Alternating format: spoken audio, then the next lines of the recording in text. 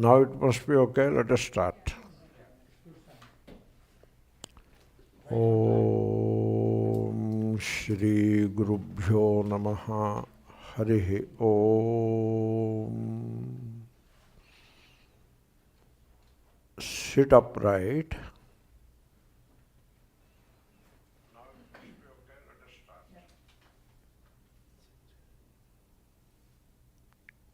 What is meditation?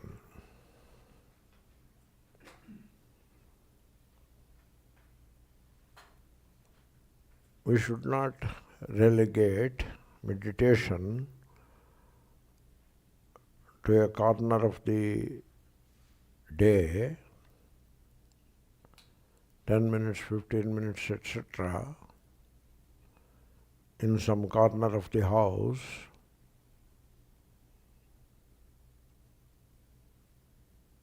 where we close the eyes and try to practice some method or formula. That is not the meditation that we are talking about.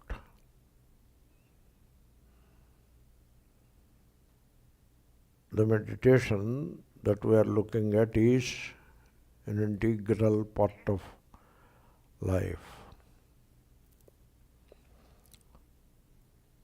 Now, one facet of meditation, or one of the definitions of meditation, is being aware of the miracles without as well as within. That is meditation.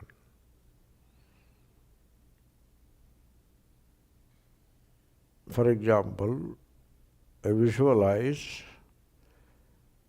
a rose in bloom.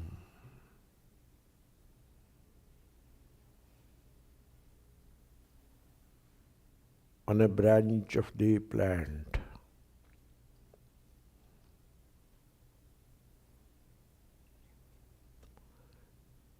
It is very beautiful to look at.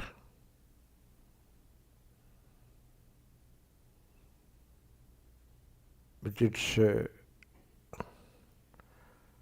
delicate colors and the tenderness of the petals.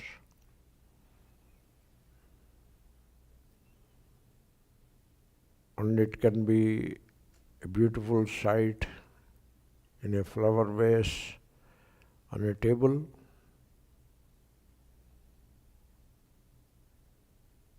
That is the physical beauty.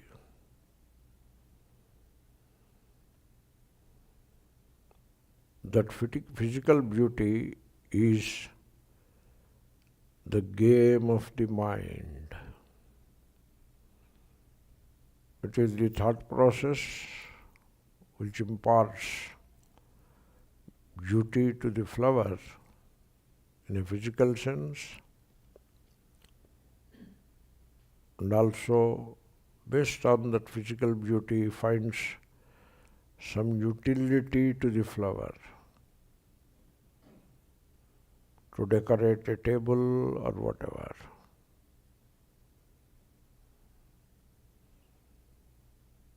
Being the game of the thought process, that has nothing to do with meditation.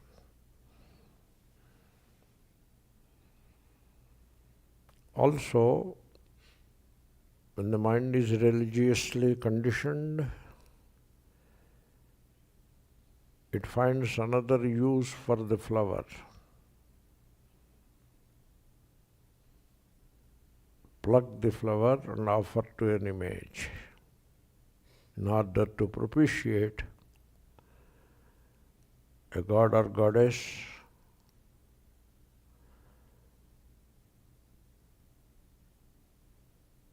with an end or reward in the mind.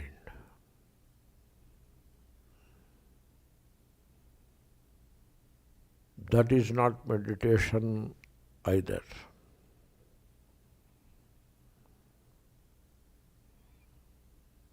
Meditation is when I look at the flower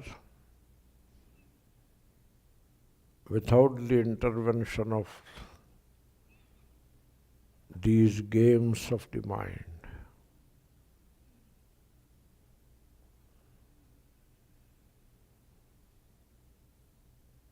The mental game is replaced by a wonder. The delicateness of the petals,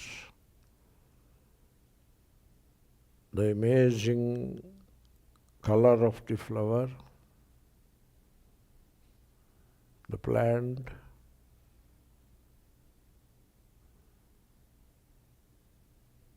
is a miracle.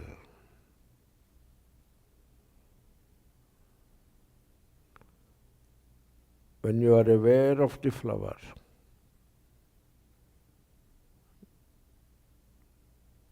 in other words, when you pay attention to the flower, one and the same, without the intervention of the mental game,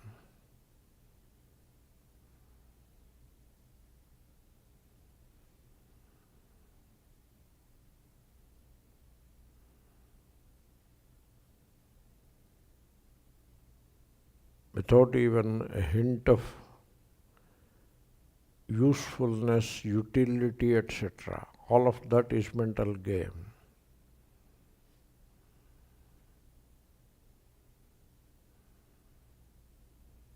The flower is a presence.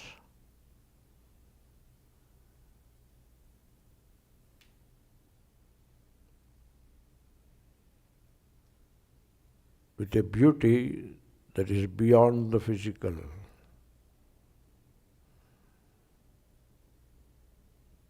And I am aware of the flower, which is a miracle. The fragrance, the delicate petals,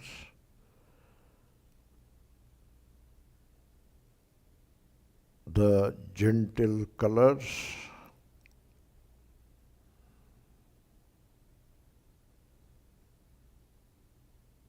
I am aware of the flower, which is nothing short of a miracle.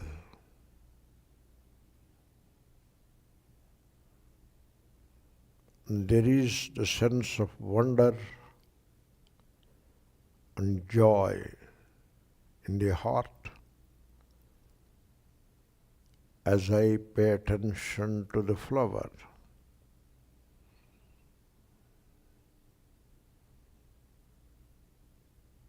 The flower is a miraculous, beautiful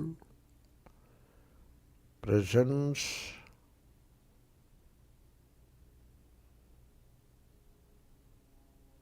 in the now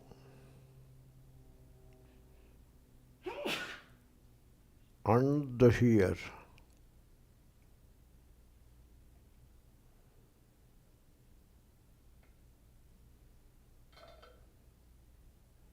It is life, it is miracle.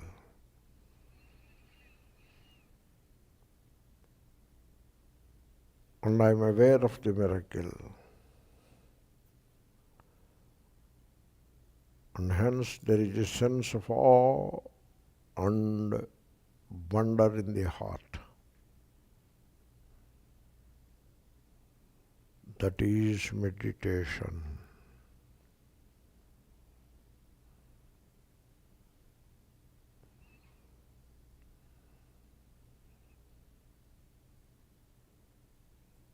There are many such miracles all around.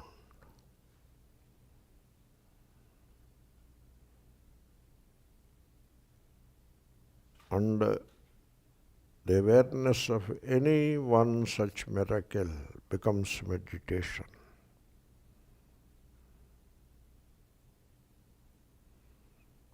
Then I look within, be aware of the eyesight.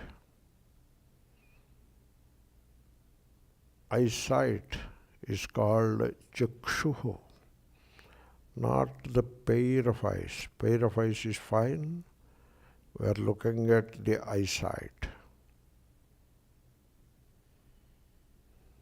Pair of eyes is the anatomy. Eyesight is the faculty, the power of life.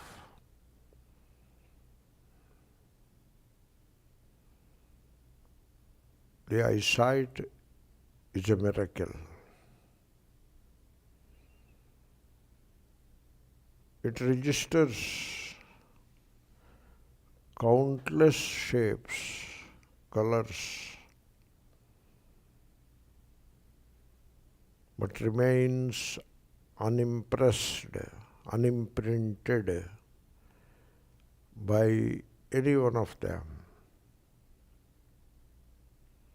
Asangaha.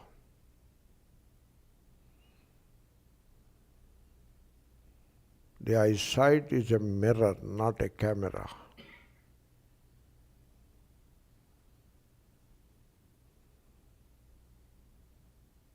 And the glory of life, universal, prana,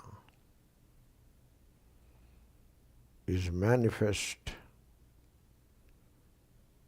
in the eyesight. So much so, eyesight itself is called pranaha.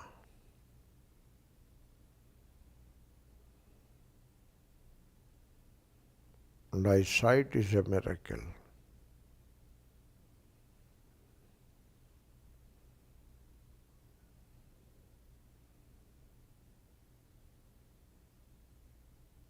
Be aware of the eyesight. Don't try to own it. Don't say my eyesight. Just be aware of it.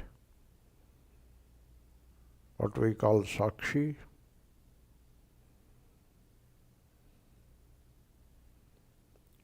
See the glory of life, cosmic, expressing in the eyesight. Chakshuhu.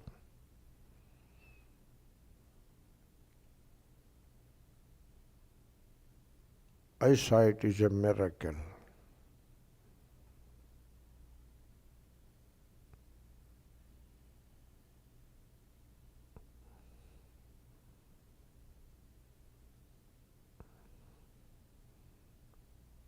It is a benevolent, it is a blessing.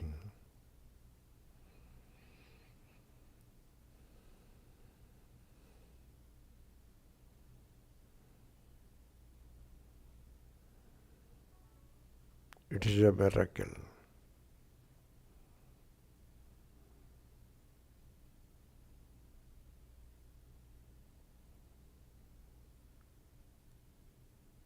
Being aware of the miracle of eyesight is meditation.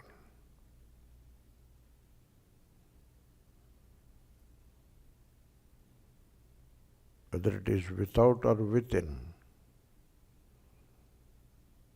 be conscious of the miracle of life, and that is meditation.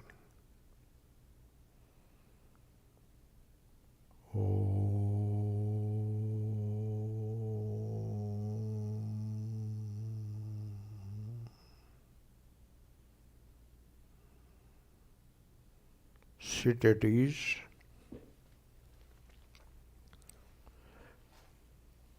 Relax.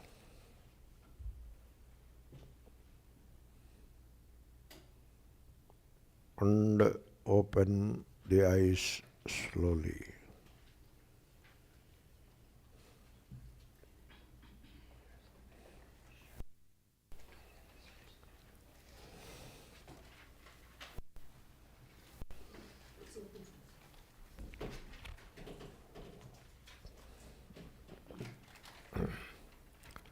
Om Shri Gurubhyo Namaha Harihi Om Shrutis Smriti Puranānaṁ Karunalayam Namāmi Bhagavatpada Shankaram Ganānāntva Ganapatigum Havāmahe Kavim Kavīnāmupamasravastamam Jyeshthārajam Ānashṛṇvannotibhis Sīda Sādanam Shri Mahāganādhipataye Namaha.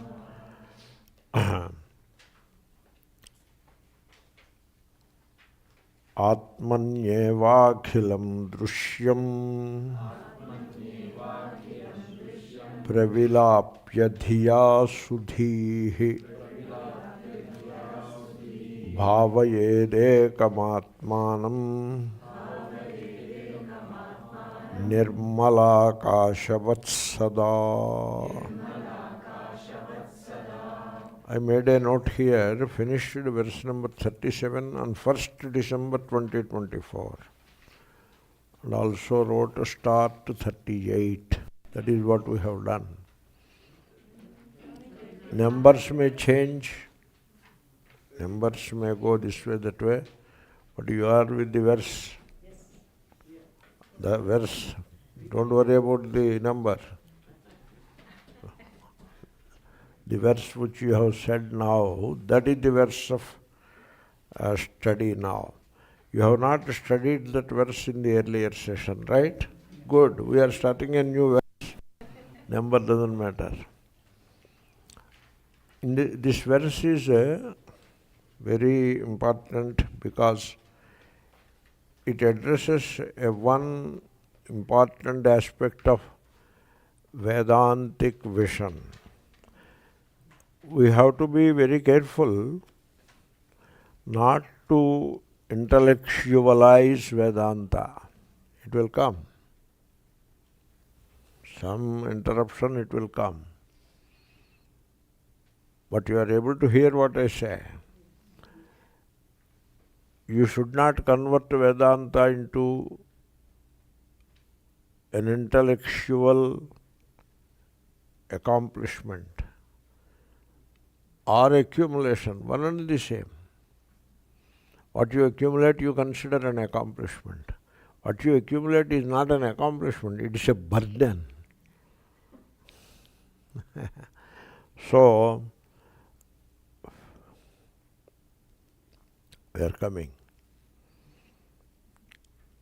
Therefore, this is a vision. And here Shankara is talking of dṛśya pravilāpanam. That is the topic. Dṛśya.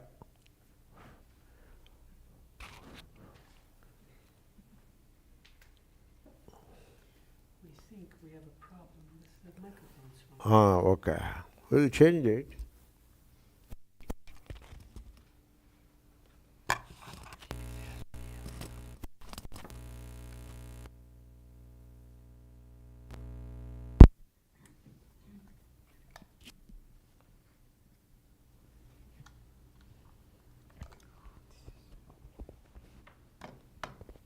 Thomas Alva Edison made what is called a bagil. And it is said the bagil is a physical thing, it is. And it enhances the voice 100 times. Bagil. It is called bagil, right? Or bugil? Bugle, okay. Very. You can never win this game. Bugle. Like Google. They are there around even now.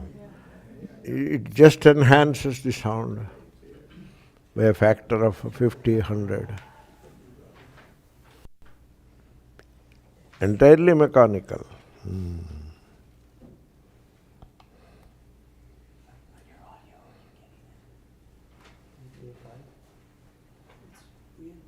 That is the development, mechanical replaced by electrical, which is replaced by digital. That is the progression.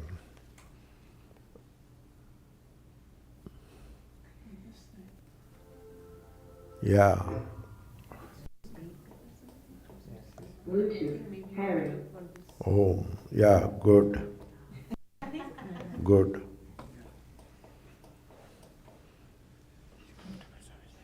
Very nice. Ah. So this word dṛśya pravilāpanam, you may want to hold on to it.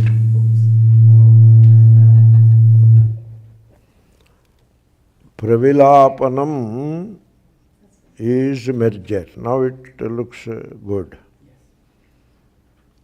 Of dṛśya, the scene. This topic, you can make a very nice intellectual exercise out of it. A lot of books can be written on it. Already written also. Like Dṛśya Viveka itself is a book on that. And there are many other books. In Maitreyi Brahmanam, it is all about dṛśya pravilāpanam only, mostly, among other things. So, you have to pay attention, not to convert it into an intellectual exercise, but to make it something practical, if I may say so. So, you see, there is the self, and there is the non-self, Atma, Anatma, Atma, Anatma, Viveka we are talking of. Now, who is aware of what? Whether Atma is aware of Anatma or Anatma is aware of Atma? Obviously, Atma is not aware, Atma is aware of Anatma. Anatma can never be aware of anything. So it is the Atma which is aware of the Anatma. Means, in simple words, it is the subject which is aware of the object. And then it is always noticed that the subject and object come together and vanish together. It is difficult to find a subject without the object, and also object without the subject. They are together. Like you cannot have a pot called object called pot without a pot thought. Pot thought is the subject, and a pot is the object. So you cannot have object without the subject. This is the principle of idealism. Suppose you want to dismiss the subject and try to establish the pot in itself, in its own right. That is called realism. Now pot becomes real. There are people who argue on behalf of the realism. The whole world, common people, they live a life of realism. For them, the object is real. Subject is just ignored. They don't pay any attention to the subject. Then the philosopher comes and says, come on, you pay attention. Don't be so non-thinking. Pay attention. Don't be so inadvertent. There is subject only when you are aware of it. There is object only when there is subject. Without subject, there can be no object. Subject is independent. Without object, there can be subject. But without subject, there cannot be object. So subject, this kind of argument, it is called idealism. So in the field of philosophy, both theories are there. So in Sanskrit they are called bhāvayedekamātmānaṃ, the realism, versus vijñānavāda, the idealism. And there is one sect among the Bodhas which is the idealism. And there is another sect among the Bodhas, same Bodhas, which is the realism also. Similar things are there in the Western philosophy also. To quote a few names, well-known names, so Bishop Berkeley, he is the idealist, and Haeckel, etc., are the realists. Both are there. But when you come to Vedanta, we bend or we move towards idealism. So we say it is the subject which is aware of the object. And then again, now we should not misunderstand that Vedanta is idealism. That becomes a misunderstanding again. Vedanta has moved away from realism towards this idealism, true, but that doesn't stop there. That is the difference between Western philosophy, where you have two schools, realism versus idealism, and it is up to you to choose either this or that. But come to Vedanta, you move towards idealism from realism, but you don't stop there. Now you raise a fundamental question. When there are when there is such a pair, they are called counterparts. That is the pair. It is not like table and pot, not that kind of pair. Table and pot, they are not counterparts. Plus charge and minus charge are counterparts, are antipodes. Therefore, when there is a pair like that, subject and object, that is a pair, like North Pole and South Pole.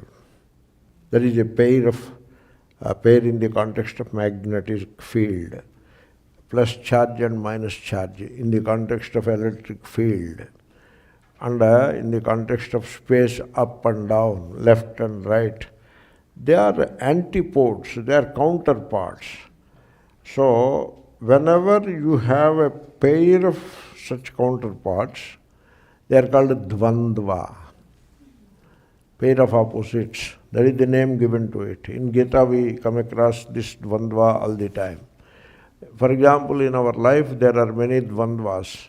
Like there is sukha and dukkha. That is a dvandva.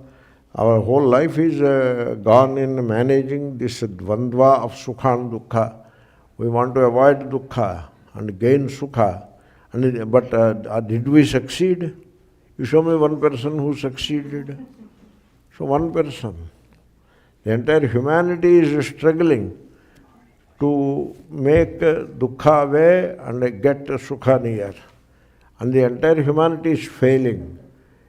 Millennia, over millennia. So that means in this game of the opposites, you cannot win that game. One is there, the other will be necessarily there. There is no win. It is always 50-50 only. Therefore, whenever such situation is present, a pair of opposites, sukha, dukkha, etc., both of them are unreal. The real is beyond the both. That is a law. Like North Pole and South Pole, they are not the real things. The real thing is magnetism or magnetic field. Plus charge, minus charge are not the thing, not the real. They are only expressions of the real, which is electricity. Okay? Up, down, left, right. They are not real. They are the particular conditionings of the real, which is space. Same thing should apply to subject and object also. Therefore, the realists who try to prove that this object is real, they have to be put in their place. The same thing should apply to the idealists also, who argue on behalf of the subject. That is what the Sankhyas and others do. Jiva bahutvam, every subject is real, and the subjects are many, and so subject is the jivananatva, etc. That is the Sankhya philosophy, which is not very far from the idealism of the West. Only thing is, Sankhyas may admit a God, may not admit a God. Some Sankhyas who admit a God are called the yoga people, and the Sankhyas who refuse to admit the God are the Sankhya people. Here is a question. Is Patanjali presenting Advaita only? No. Patanjali is not Advaita. In Yoga Sutras, he is presenting Dvaita. That too, the doctrinal philosophy of Sankhyas he is presenting. And he just added one extra element, which Sankhyas refused to add.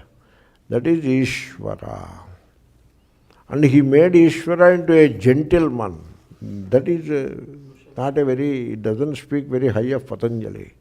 If you want to understand the glory of Patanjali, go to Patanjali Mahabhashya, Vyakarana Mahabhashya, not Sankhya Sutras, the Yoga Sutras. In Yoga Sutras, there are many good, useful sutras, Yama Niyama, Pranayama, Asana. That should be stopped there.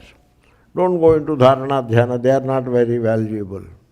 And some of the Abhyasa, Vairagya, Viveka, they are good.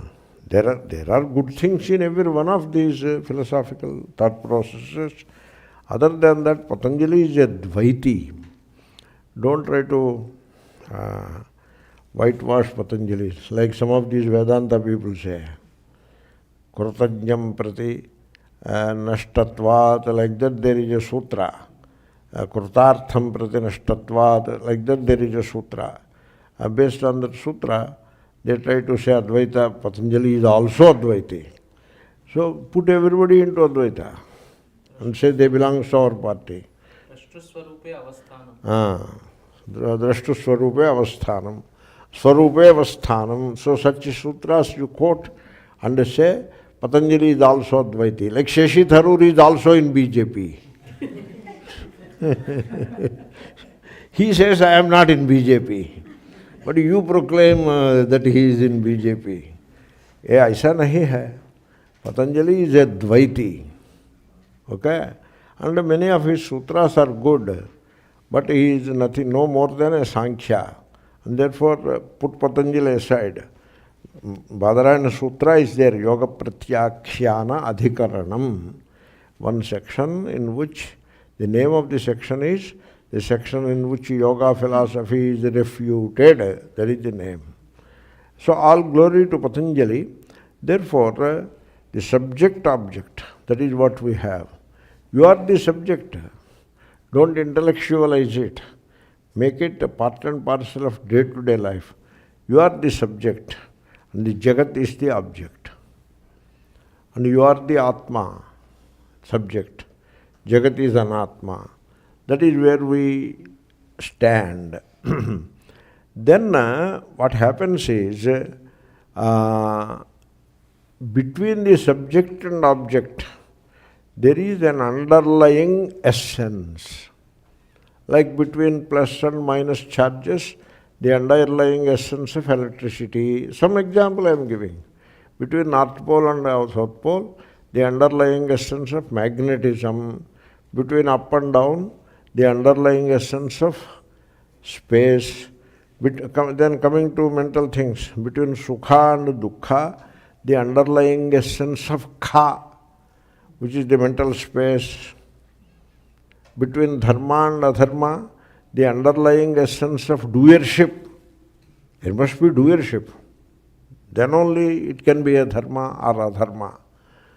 So, therefore, between the subject and object, there is the underlying essence. Subject is called drashta, object is called dṛśya. The underlying essence of the subject and object is called drik. Drik, the seeingness, the knowingness. The knowingness manifests as a subject on one side and object on the other side. You got the point? Okay? And if you refuse to recognize the underlying essence, then you belong to either realism or idealism. Swami Ramatirtha put this charge before the Western philosophers, saying that you are either this school or that school, but you should consider the underlying essence of both the schools. Because what happened is, there are elaborate arguments trying to prove realism. And they are very, very meaningful, powerful arguments. Equally powerful arguments are there in the school of idealism. Now what to do? Now what should we do? It became a big dilemma in the Western philosophical arena. Both the schools are presenting powerful convincing arguments, what should we do now? Then Ramatirtha came. That is when he came here in 1902 or whatever, and said, you discuss this topic for another 1,000 years, you will not be able to come to a conclusion. Because the truth is in neither subject nor object. You are missing the underlying essence. And for that you have to come to Advaita. He challenged like that. I am talking in a mild language. He said, you have to come to the underlying essence, because you are dealing with a pair of opposites. And therefore you have to come to the underlying essence, which is dṛk, the seeingness. There is seeing, which is first. Seeing or seer-seen duality, which is first. You think about it. There is a seer and seen only when there is seeing. You close the eyes, there is neither seer nor the seen. You open. What happens now? Seeing happens. And out of that seeing arise a pair of seen versus seer. So seeing is the truth. There is truth in the seeing, not in the seen, not in the seer. Because they are mutually dependent. The seen depends upon the seer and vice versa. There can be no seen without seeing. There can be no seer without seeing. Can there be a seer without seeing? Can there be a seen without seeing? Therefore, seeing is the thing. That is the dṛk. Substitute seeing with knowing. That is the dṛk. Dṛk alone manifests on one side as a subject, on the other side as object. This is one point. Now, if both are manifestations of the same dṛk and both are equally unreal, then which should be resolved in which? Why not resolve subject in the object instead of resolving the object in the subject? That question also can be asked. If you resolve the subject in the object, they are called Nastikas. There are schools of thought, Charvaka, etc. They said the subject resolve in the object. And therefore, the material, this is the dialectical materialism or whatever you call it. But, and in that the subject doesn't exist, only object exists. And matter exists. They are the materialists. Whereas in Vedanta we say, you don't resolve the subject on the object. You have to resolve the object in the subject. Because it is the dṛśyaṃ, which is the Atma, that is rooted in the dṛk. It is the knower rooted in the knowing, not so much the known. The known is only nama and rupa, a name and form, created out of the conditioning of the mind, and therefore it is entirely unreal. Jagat mithya. Entirely unreal. Therefore, do not try to resolve the real subject which is close to the dṛk, the dṛśyaṃ, close to the dṛk. You don't resolve it in the dṛśya. Dṛśya is unreal. Dṛśya is changeful. Dṛk is the changeless. Therefore, you take the changeful and merge or resolve in the changeless. And in the changeless means resolve in the dṛśyaṃ subject. It is said like that. There are statements like that. But if you want to be more rigorous, resolve in the underlying essence, which is the dṛk. Okay? Therefore, in the literature, you find the object is resolved in the Sakshi, which is the druk, which is fine. Sometimes even Shankara uses the word dṛśyaṃ, which is almost synonymous to druk, and so the dṛśya is resolved in the drashta, which is almost same as druk. Only that drashta is a drashtru, that trich, that suffix you have to remove, and that becomes the druk. So we say, you resolve the object in the subject. That is the significant, that is the spirit of that statement. So now Shankara, what he is saying, he did not say in the subject, he says it Atmani only. In the druk only you resolve. In the druk only you resolve.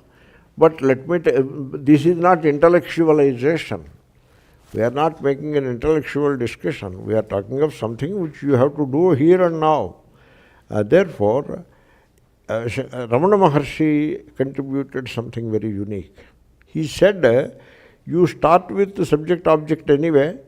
You are the subject looking at the objective world. Resolve the object in the subject. Okay, aham. Resolve it in the subject. And then when you do that, the subject becomes subtler and subtler. Because the object is the gross thing, unreal, gross, anatma. So resolve it in the subject. And the subject becomes subtler and subtler to a point where all object vanishes. Because you are resolving it. And when all object vanishes, the subjectivity of the subject also vanishes. And therefore, the subject naturally or spontaneously merges in the pure subjectivity. That is also, it is said, the pure knowingness, the sakshi, the drik. Are you following the language? That is what he is asking you to do. Akhilam dṛśyaṃ ātmanyevākhilaṃ pravilāpya. Intermediate step, dhiyā. Dhiyā, with the understanding. Means who understands, the subject understands. And so that understanding, which is the qualification of a qualified subject, means thus so allow the subject to become subtler and subtler, so much so, along with the object, first object vanishes, then the subject also becomes subtler and subtler and vanishes, and pure awareness remains. This is the job which a wise man should do, sudhīḥ. Okay? You should do it. And this is very practical. What we are doing is exactly the opposite. What we are doing, you look at the world, and there are things, dṛśyaṃ, and we are amused by them, attracted by them, and we lose ourselves in them. Is it not so? So, ulta ho gaya na? The subject, along with the sakshi, the underlying essence, everything is taken and resolved in this, the dṛśyaṃ. Go to coals, and there are objects hanging, coals, you know. So there are dṛśyaṃ, so many shirts, so many shoes, so many this, so many that. Plentiful. The humanity needs 100 shoes, they put 10,000 shoes there. Plentiful. That is the outcome of industrial revolution. Because at one time they used to make a shoe, one shoe after the other with the hand. Now the machine makes 10,000 shoes in 5 minutes. And fill the shelves with all those dṛśyaṃ. And now we enter there. And we resolve ourselves, we lose ourselves in the things of the world. Very unfortunate. We have to reverse this process. And now what we do know, the clever fellows, what they do, instead of reversing the process, they keep it going and intellectualize the vision and make a thesis about the vision write essays about it, write books about it, and then give lectures about it, and then giving lectures about dṛśya pravilāpya into a profession and make an ashram for it. This is how it happens. It's a fall, a downfall. And it is compared with Ganga. Ganga was on Shiva's head. Then it fell onto the earth. Then it fell into the ocean. Then it fell into the nether world. Like that, step down. Once it starts falling down, there is no stopping it. It acquires momentum and goes all the way down. This is how we go into the world. And then what happens? What is wrong with it? Everything is wrong with it. Because you end up an unhappy person. People are unhappy. People are not happy. They are unhappy. I always wonder, because I love people, when I see them unhappy, I wonder, how come they should have been happy people, but still they are unhappy? So, very unfortunate. What is ECMO? ECMO?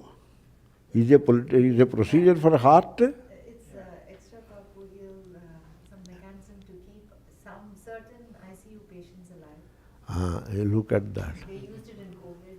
Yeah. So now we are worried about ECMO. You go down and down and down. It is a very advanced procedure, and we surrender ourselves to ECMO or some such thing. What are you? You surrender to these things. What are you? You are the very source of life. That is what you are. And where you ended up? Very unfortunate. People are unhappy. And this unhappiness, this downfall, or this misery, it doesn't happen in a day. It looks as if you went to the hospital morning 8:15 and they put you in ICU 8:30. In 15 minutes you went into ICU. You did not go in 15 minutes. It happened over a period of 15 years. Therefore, dṛśya, you have to look at the dṛśya, call the bluff, and learn to resolve the dṛśya in the dṛśta. Dṛśta, you are the dṛśta. Don't ask who is the dṛśta. You are the dṛśta. Shankara was asked, who is the ignorant? You are the ignorant. So, you tell me, who you want to know who is ignorant? Yes. Do you know the truth of self? I don't know. Then where is ignorance? In yourself. Therefore you are ignorant. Something like that argument is there. The point is that you are not ignorant, you are the one who watches ignorance, if you understand better. This is how he is looking at it. Therefore we have to examine our lives. What are we doing? We take the dṛśta and resolve in the dṛśya. Arey, what a mischief it is. What a mistake it is. It is a grievous mistake. And no surprise, we end up in grief. Don't do that. Take the dṛśya, reverse the process. It is not about some intellectual gymnastics. It is about reversing the process. Reverse it. Dhiyā, understand. This subject-object context, so dṛk, the essence, all that you understand. And be a wise person, sudhīḥ. So you have the faculty of mind is a miracle. Intellect is a miracle. What is the miracle of intellect? It can not only understand the entire world, entire universe, it can help in reaching the very source of the universe. It can help you. If only you use it properly, it is like a ladder. Ladder can help you to reach the terrace. Ladder is not the terrace, but it can help you to reach the terrace. Dhiyā. So Acharya Upadesha, Shastracharya Upadesha Sanskrutam Manaha Atmadarshane Karanam. That is the Vakya of Shankara in second chapter. Therefore, when the mind is properly trained and it acquires the understanding, that is the samskara. Not accumulation of knowledge. Accumulation of knowledge is not called samskara. Accumulation of knowledge is called accumulation of knowledge only. It is not samskara. Once I said to a great acharya, I was studying Mahabhashya, etc. Sir, I am studying Mahabhashya and all this for a reason, some exam is there, and afterwards we will forget it. Then he said, you may forget it, but the samskara will remain. The entire text and its technical details, etc., you may forget, but the samskara won't go away. Like you eat some nice, nutritious food, the food gets digested, but its samskara in the form of physical strength will remain with you for months and years to come. Therefore, the mind should learn. It can accumulate what it needs to accumulate, but then the mind should also learn. That learning, people should learn. And they are not learning. That is the problem. They sit and chant Sutra Bhashya. Now I ask a question. Are you learning Sutra Bhashya? Are you learning Shankara? You tell me. You look into your heart and tell me. Suppose they say, yes, we have already studied it, and when we chant it one more time, we are relating with the Shankara's heart, and what Shankara is saying, directly it is touching our heart. God bless you, do it. But you are doing it mechanically, just repeating the printed words, and then call it, we are doing something valuable. You are cheating yourself. You are deceiving, not cheating. You are deceiving yourself. Ātmavañcanam. Therefore, are you learning? That is important. Otherwise, it becomes an intellectual affair. Meditation is not an intellectual affair. You know that? And you make into an intellectual affair, the game is lost. You see, you take a rose and put at your nose and enjoy the fragrance. Is it intellectual affair, or is it the expression of the Atmic joy? What is it? You see, there is this tea tasting people. For them it is intellectual affair. Tasting of tea is intellectual affair. Coffee taster. I met a coffee taster. He said he doesn't taste coffee powder given by them. He plucks the seeds.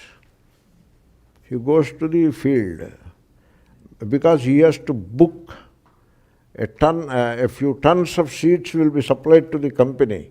He goes to the field, meets the farmer. Farmer showed him the ripe seeds. He plucks the ripe seeds. He removes the outer cover, and then he has a pan and a small stove. He heats them, and then he crushes them, and he has a boiler, and he boils and filters.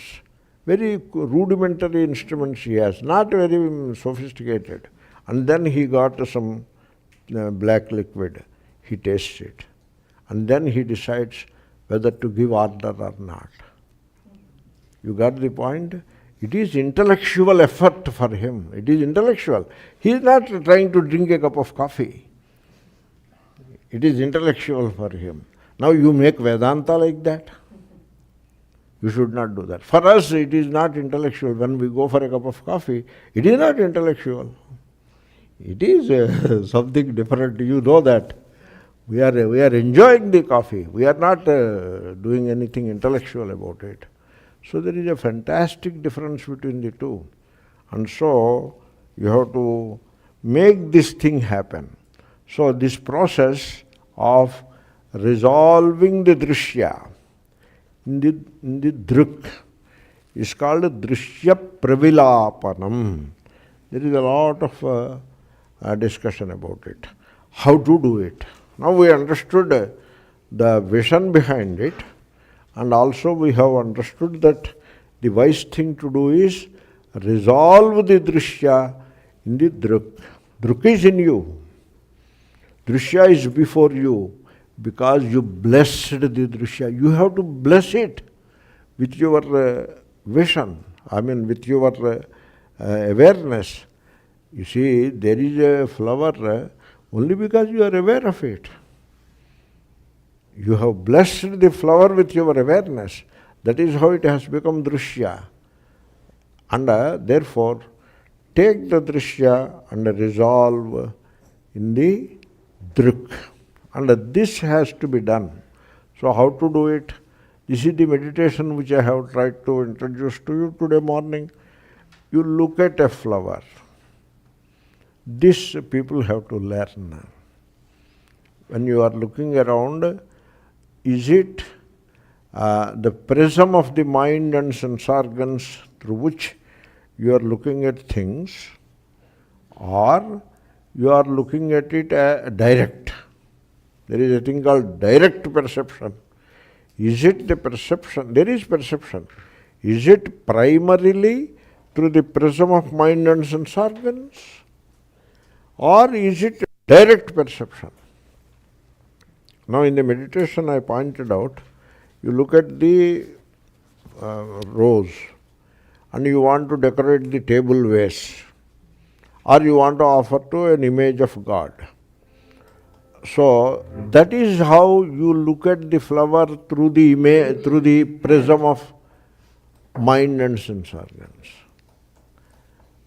Suppose you stop it. You don't want to put any flower on the flower vase. These things people should stop. This decorating business they should stop. Because they should stop because their goal is pravilāpyanam. That is their goal. And that is meditation. And meditation is not a technique. It is not a small exercise to be relegated to some corner of the day, either morning or evening. That is a technique. That is not meditation. And it is not an intellectual affair either. You are looking at a rose on the plant. Now, is there an element of pravilāpyanam in it or not?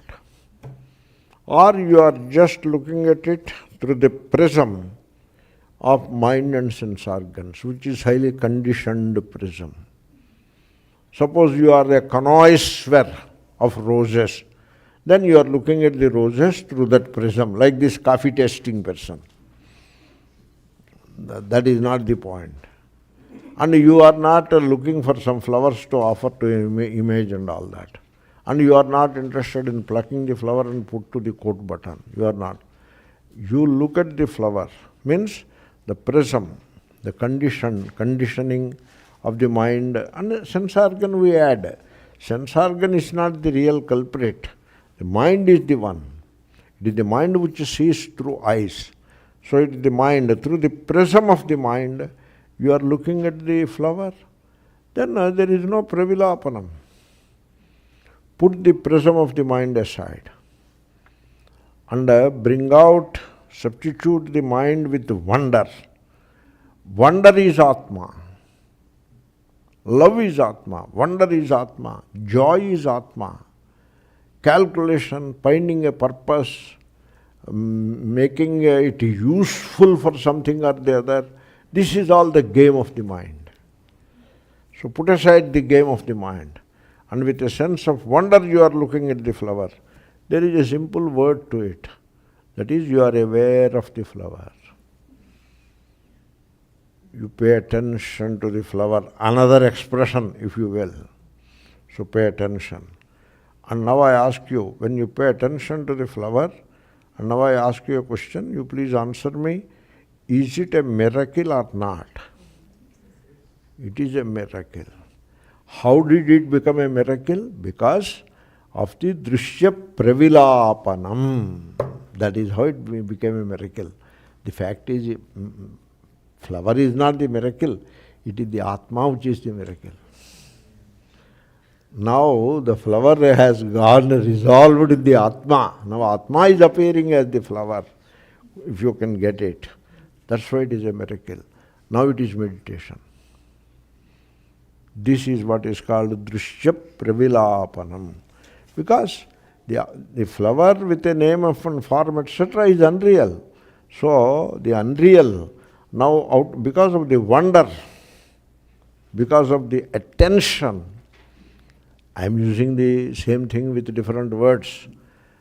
When you pay attention, when you are aware of the flower, when you invoke that wonder in you, in doing so, what you have done is, you have eliminated the mental process. And the prism of the mind you put aside. So, when you put the prism of the mind aside, you have resolved the dṛśya and got it resolved in the Atma. The dṛśya is resolved in the Atma. So, in this situation, the object which is unreal, it got eliminated. And along with the object, the subject also gets eliminated.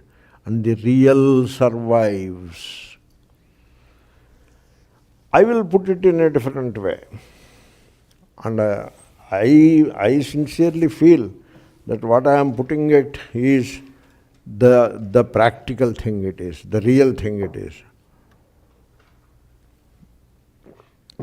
When you look at the flower through the conditioned mind, through the prism of the conditioned mind, what you are looking at is unreal.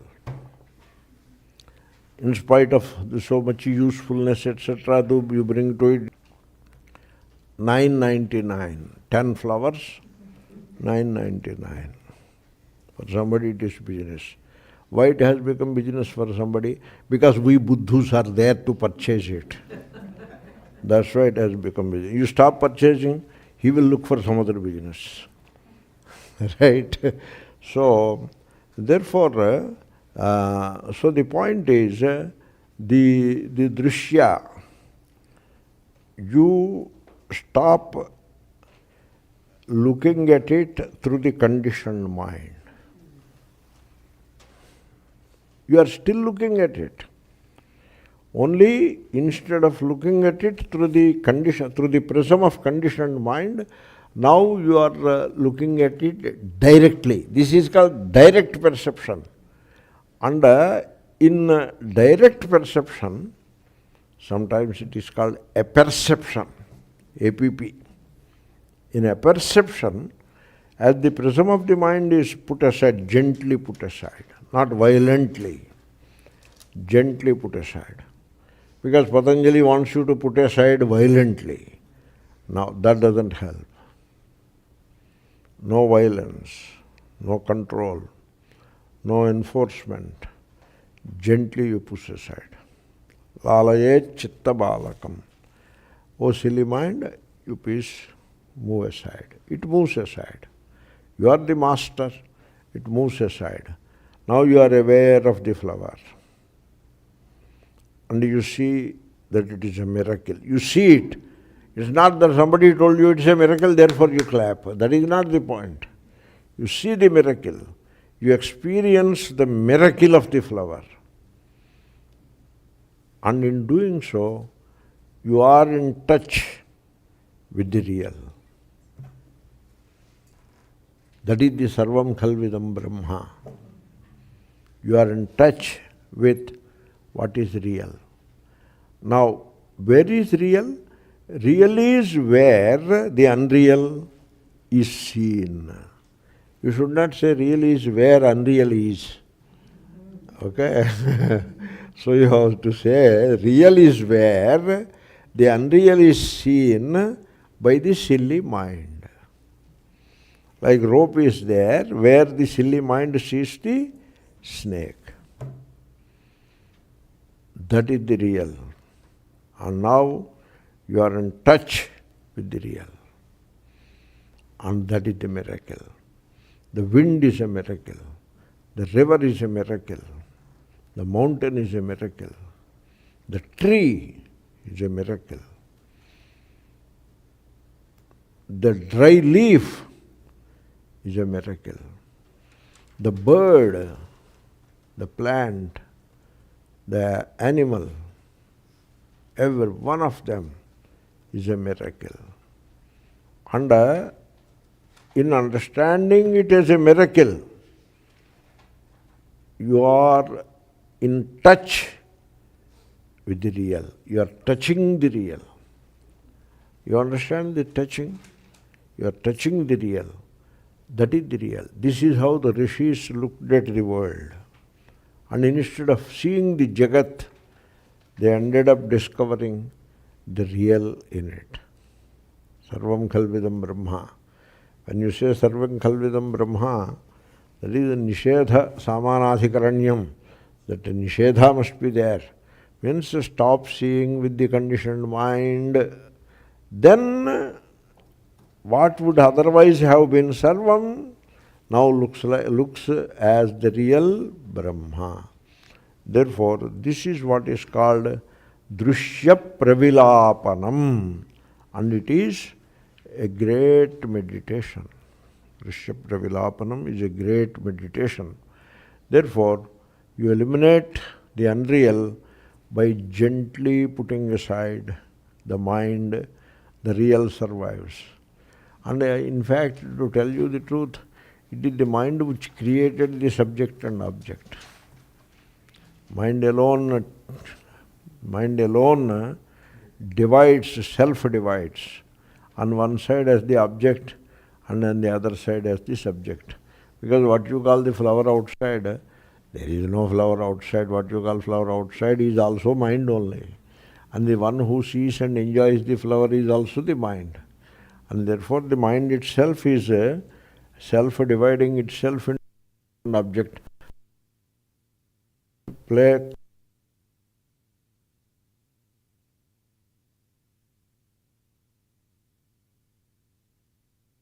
He sits this side and plays this, and then he moves physically. Solo. That is what mind is doing.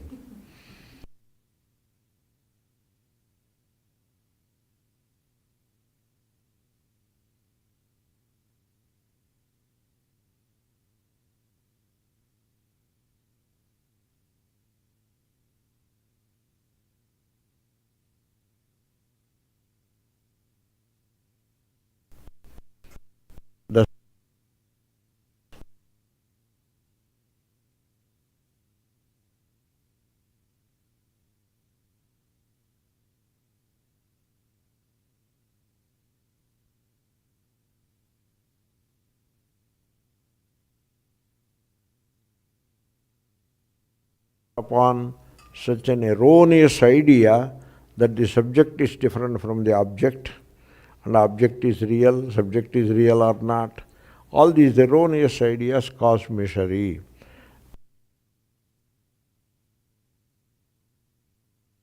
Dṛśya pravilāpanam.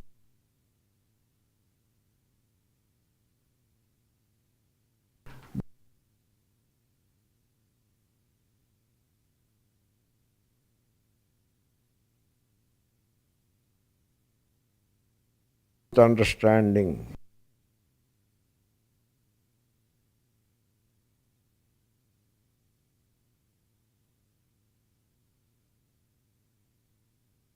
Own. Which is the dṛk. Pravilāpya. This is what you have to do. That's why the same thing is presented in a number of ways by a number of Mahatmas, like it is not the painting which is beautiful, it is your heart which is beautiful. Because your heart is beautiful, you say painting is beautiful. Your heart is beautiful, therefore the flower is beautiful. You have love in your heart, Therefore the woman appears beautiful to you. Woman or man, whatever. Suppose there is no love in the heart, then even if the dream girl comes and stands before you, you will be an unhappy person only. So, there is love in the heart, therefore the sunrise is beautiful. Sunrise is beautiful not because you have a camera to your shoulder. Sunrise is beautiful because there is a beauty in your heart. Suppose that beauty is not there in your heart, nothing is beautiful to you. There is no love in your heart, there is no lovable person in this world. It is the Atma. Therefore when you say, oh, what a beautiful rose, that is Atma. Not the object. That is the Atma. That's why when you have love in the heart, so you don't search for words. When there is no love in the heart, but you are obliged to write a love letter, that you search for the words. We are searching for God everywhere because we don't know the real God. When you touch the real, that is the God. The touching the real, that is the God. That's why Vedanta says there is God everywhere. God is in all, interpenetrating all. Sutre Maniganaiva. Now what we do, how God is in all? How, if God is in all, how to experience the God in all? Instead of searching in that direction with a tremendous zeal and enthusiasm called jijñāsa, instead of that, you make it into an intellectual affair and create commentaries and books and all that. This is what is called post-Shankara literature. In post-Shankara literature is in direct touch with the real.